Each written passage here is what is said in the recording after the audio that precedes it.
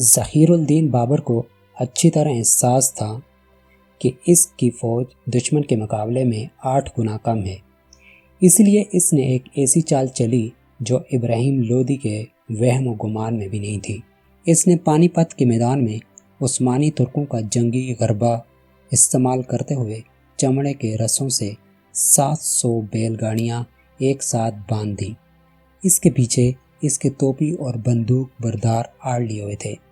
اس زمانے میں توپوں کا نشانہ کچھ زیادہ اچھا نہیں ہوا کرتا تھا، لیکن جب انہوں نے اندھا دھند گولہ باری شروع کی تو کان پھاڑ دینے والے دھماکوں اور بدبودار دھوئیں نے افغان فوج کو حواس باختہ کر دیا اور اس ناگہانی آفت سے گھبرا کر جس کا جدھر منہ اٹھا ادھر کو بھاگ کھڑا ہوا۔ یہ پانی پت کی پہلی لڑائی تھی اور اس کے دوران ہندوستان میں پہلی بار کسی جنگ میں بارود استعمال کیا گیا۔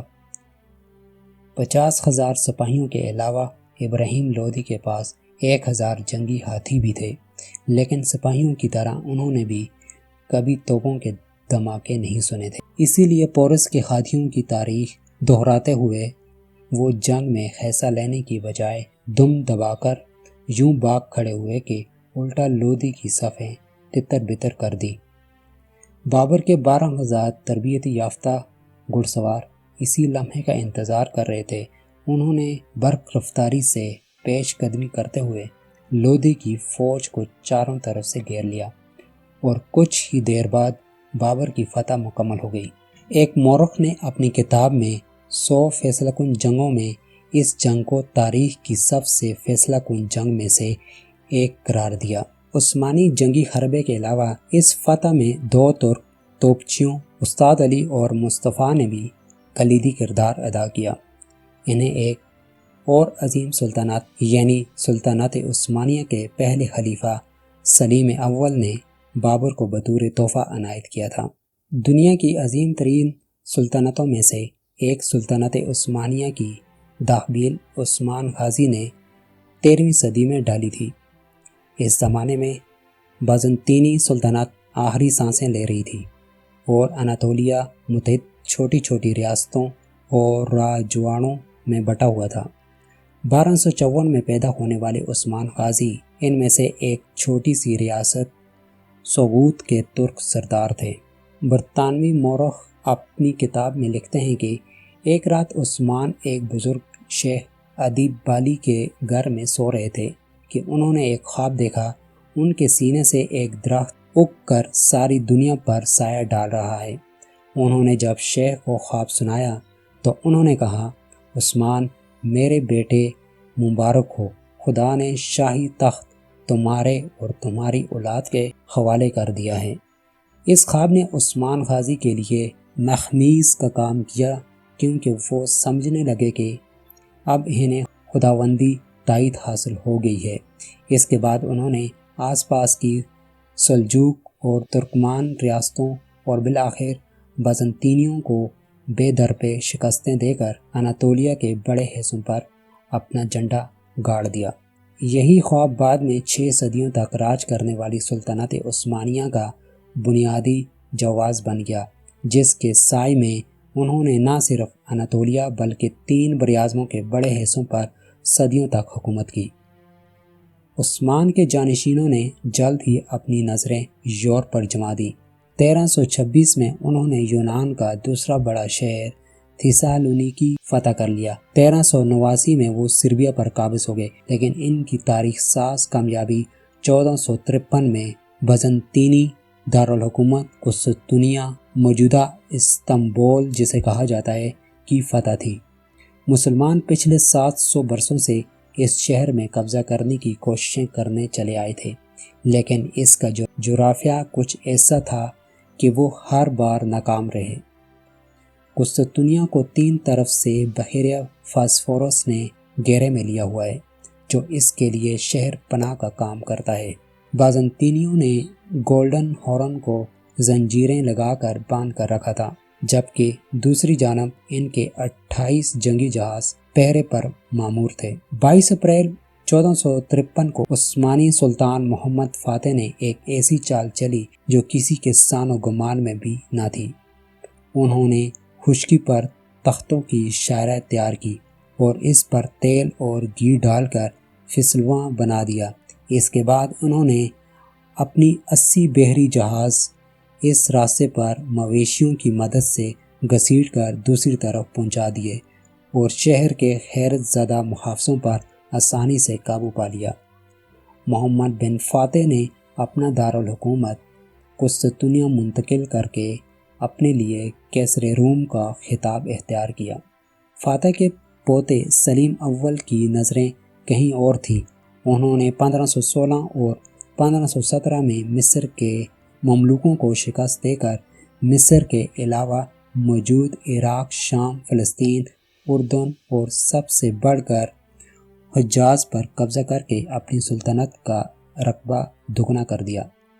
اس کے ساتھ ہی آج سے ٹھیک 500 سال قبل حجاز کے 2 مقدس شہروں مکہ اور مدینہ حاصل کرنے کے ساتھ ہی سلیم اول مسلمان دنیا کے سب سے طاقتور حکمران بن گئے۔ عام تصور کے مطابق 1517 ہی سے عثمانی خلافت کا آغاز ہوا اور سلیم اول کو پہلا خلیفہ قرار دیا جاتا ہے، جبکہ ان سے پہلے عثمانی سلطان یا بادشاہ کہلاتے تھے۔ مولانا عبدالکلام آزاد اپنی کتاب مسئلہ خلافت میں لکھتے ہیں، سلطان سلیم خان اول کے عہد سے لے کر آج تک بلا نزاع سلاطین عثمانیہ ترک تمام مسلمان عالم کے خلیفہ و امام ہیں۔ ان 4 صدیوں کے اندر ایک مدعی خلافت بھی ان کے مقابلہ میں نہیں اٹھا۔ حکومت کے دعویدار سینکڑوں اٹھے مگر اسلام کی مرکزی خلافت کا دعویٰ کوئی نہ کر سکا۔ مختصر عرصے میں یکے بعد دیگر کامیابیاں حاصل کرنے کے دوران سلیم اول کا سب سے مؤثر جنگی ہتھ کنڈہ وہی تھا جو 10 سال بعد ظہیر الدین بابر نے پانی پت میں آزمایا تھا، یعنی بارود۔ بابر کے جانشین ہمایوں کو عثمانیوں کا یہ احساس یاد رہا۔ وہ سلیم اول کے بیٹے سلمان علی شان کو ایک خط میں لکھتے ہیں، رتبہ خلافت پر فائز عالی جناب، فلک عظمت کے ستون، اسلام کی بنیادوں کے رکھوالے سلطان کے لیے نیک تمنائیں۔ آپ کا نام مہر جا منزلت پر خدا ہوا ہے اور آپ کے دور میں خلافت نئی بلندیوں تک پہنچ گئی ہے۔ اللہ کرے کہ آپ کی خلافت جاری اور ساری رہے۔ ہمایوں کے بیٹے اکبر نے عثمانیوں کے ساتھ کسی قسم کے تعلقات قائم کرنے کی کوشش نہیں کی، جس کی ایک وجہ یہ ہو سکتی ہے کہ عثمانی ایران کے صفوی حکمرانوں کے ساتھ مسلسل حالت جنگ میں تھے اور اکبر صفویوں کو ناراض نہیں کرنا چاہتے تھے۔ البتہ ان کے جانشینوں شاہ جہاں، اورنگزیب، عالمگیر کے عثمانی سلاطین کے ساتھ اچھے تعلقات تھے۔ ان کے درمیان تحائف اور سفارتی وفود کا تبادلہ عام تھا اور وہ انہیں تمام مسلمانوں کا خلیفہ مانتے تھے۔ صرف مغل نہیں بلکہ دوسرے ہندوستانی حکمران بھی عثمانیوں کو اپنا خلیفہ سمجھتے تھے اور اقتدار میں آنے کے بعد ان سے بیعت لینا ضروری سمجھتے تھے۔ ٹیپو سلطان نے میسور کا حکمران بننے کے بعد ایک خصوصی وفد قسطنطنیہ بھیجا تھا تاکہ اس وقت کے عثمانی خلیفہ سلیم سوم سے اپنی حکمرانی کی تائید حاصل کر سکے۔ سلیم سوم نے ٹیپو سلطان کو اپنے نام کا سکہ ڈالنے اور جمعے کے خطبے میں اپنا نام پڑھوانے کی اجازت دی۔ یہ الگ بات ہے کہ انہوں نے ٹیپو کی طرف سے انگریزوں کے خلاف لڑنے کے لیے فوجی امداد کی درخواست قبول نہیں کی، کیونکہ اس وقت وہ خود روسیوں سے برسرے پیکار تھے اور اس دوران وہ طاقتور انگریزوں کے دشمنی مول نہیں لے سکتے تھے۔ عثمانیوں نے ابتدا ہی میں یورپ کے کئی علاقے فتح کر لیے تھے۔ سلمان علی شان کے دور میں سلطنت اپنے فوجی، سیاسی، معاشی اور ثقافتی عروج پر پہنچ گئی۔ سلمان نے بلغراد اور ہنگری فتح کر کے اپنی سرحدیں وسطی یورپ تک پھیلا دیں۔ تاہم 2 بار کوشش کے باوجود سلمان علی شان آسٹریا کے شہر ویانا کو فتح نہیں کر سکے۔ یہ یورپ میں ایج آف ڈسکوری یعنی دریافتوں کا دور تھا اور اسپین، پرتگال، نیدرلینڈ اور برطانوی بحری بیڑے دنیا بھر کے سمندر کھنگال رہے تھے۔ براعظم امریکہ کی دریافت اور اس پر قبضے سے یورپ کو بقیہ دنیا پر واضح برتری حاصل ہو گئی اور انہوں نے جگہ جگہ اپنی نو آبادیاں قائم کرنا شروع کر دی۔ 16ویں اور 17ویں صدیوں میں سائنس اور ٹیکنالوجی کے میدان میں یورپ نے بقیہ دنیا کو پیچھے چھوڑ دیا۔ اس کی ایک وجہ یہ تھی کہ جہاز رانی کی صنعت کے فروغ کی وجہ سے انہیں جہاز رانی کے لیے نئے آلات ایجاد کرنے اور انہیں بہتر بنانے کی ضرورت تھی، جس نے سائنس اور ٹیکنالوجی دونوں کو فروغ دیا۔ دوسری چیز چھاپا خانہ تھی، جس کی 1439 میں ایجاد کے بعد یورپ میں علمی اور فکری انقلاب برپا ہو گیا۔ وہ علوم و فنون جن پر اس سے پہلے صرف اشرافیہ اور کلیسا کا اجارہ تھا، اب عام آدمی کی دسترس میں آ گئے۔ اگر عثمانی بھی پرنٹنگ پریس سے استفادہ شروع کر دیتے تو شاید آج دنیا کی تاریخ مختلف ہوتی، لیکن سلطان فاتح کے بیٹے بایزید دوم نے 1483 میں عربی رسم الخط میں کتابیں چھاپنے والوں کے لیے موت کی سزا مقرر کر دی۔ اس کی وجہ یہ تھی کہ علماء نے چھاپا خانے کو فرنگیوں کی ایجاد کہہ کر فتویٰ دیا تھا۔ اس فرنگی ایجاد پر قرآن یا عربی رسم الخط میں کتابیں چھاپنا مذہب کے خلاف ہے۔ چنانچہ یورپ آگے بڑھتا چلا گیا، عثمانی سلطنت سال بہ سال سکڑتی چلی گئی، حتیٰ کہ پہلی جنگ عظیم کے دوران انگریزوں نے ان سے اناطولیہ کے علاوہ تقریباً تمام علاقے چھین لیے۔ ہندوستان کے مسلمانوں کو اس کا بڑا دکھ ہوا، کیونکہ وہ عثمانی خلیفہ کو اپنا مذہبی حکمران اور رہنما سمجھتے تھے۔ انہوں نے 1919 میں مولانا محمد علی اور مولانا شوکت علی کی قیادت میں تحریک خلافت شروع کی، جس میں انگریزوں کو دھمکی دی گئی کہ اگر انہوں نے خلیفہ عبدالحمید کو معزول کرنے کی کوشش کی تو ہندوستان مسلمان ان کے خلاف بغاوت کر دیں گے۔ اس تاریخ میں عطا اللہ شاہ بخاری، حضرت موہانی، مولانا عبدالکلام آزاد، ظفر علی خان، مولانا محمود الحسن اور حکیم اجمل خان جیسے رہنما بھی شامل ہو گئے۔ 1920 میں انڈین نیشنل کانگریس نے بھی تحریک خلافت کا ساتھ دینا شروع کر دیا۔ مہاتما گاندھی کی عدم تشدد پر مبنی سول نافرمانی کی مہم تحریک خلافت ہی کے وطن سے چھوٹی تھی۔ دلچسپ بات یہ ہے کہ قائد اعظم محمد علی جناح نے خود کو اس تحریک سے الگ تھلگ رکھا، کیونکہ وہ سمجھتے تھے کہ یہ کامیاب نہیں ہو سکے گی۔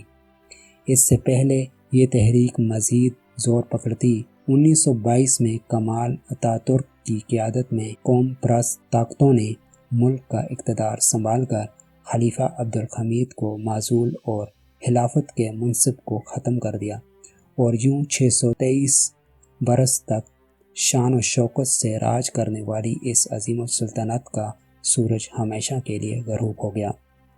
ہندوستانی مسلمان عوام نے انتہائی جوش و جذبے سے تحریک خلافت میں حصہ لیا۔ مولانا سید عبدالحسن علی ندوی لکھتے ہیں کہ انہوں نے 1921-22 کا زمانہ نہیں دیکھا۔ ان کو کیا بتایا جائے کہ اس وقت ہندوستان کس طرح قوہ آتش فشاں بنا ہوا تھا۔ اتحادیوں کی فتح، سلطنت عثمانیہ کے خلاف ان کے منصوبوں اور خلافت کو ختم کر دینے کی کوشش کی خبر نے سارے ہندوستان میں آگ لگا رکھی تھی۔ مسجدوں، مجلسوں، مدرسوں، گھروں، دکانوں اور خلوت و جلوت کہیں گویا اس گفتگو کے سوا کوئی گفتگو نہ تھی۔ اس دوران ہر بڑے چھوٹے، بڑے بچے اور مرد و عورت کی زبان پر یہی شعر تھا: بولیں اماں محمد علی کی، جان بیٹا خلافت پہ دے دو۔ عوام نے تحریک کی کامیابی کے لیے دل کھول کر چندہ دیا۔ ہندوستان کے طویل و عرض سے عورتوں تک نے اپنے ہاتھوں کی چوڑیاں اور کانوں سے بندے اتار کر خلافت کمیٹیوں کی نذر کر دیے۔ روایت مشہور ہے کہ ایک عورت اپنا بچہ لے آئی اور یہ کہہ کر خلافت کمیٹی کے حوالے کر دیا کہ میرے پاس چندے میں دینے کے لیے اس کے سوا کچھ نہیں ہے۔ یہ تحریک تو کامیاب نہیں ہو سکی، لیکن ترکی کے عوام کو یہ جذبہ آج بھی یاد ہے۔ جو لوگ ترکی گئے ہیں وہ یہی کہتے ہیں کہ دنیا بھر میں پاکستانیوں کی جتنی عزت ترکی میں ہوتی ہے وہ کسی اور ملک میں نہیں ہوتی۔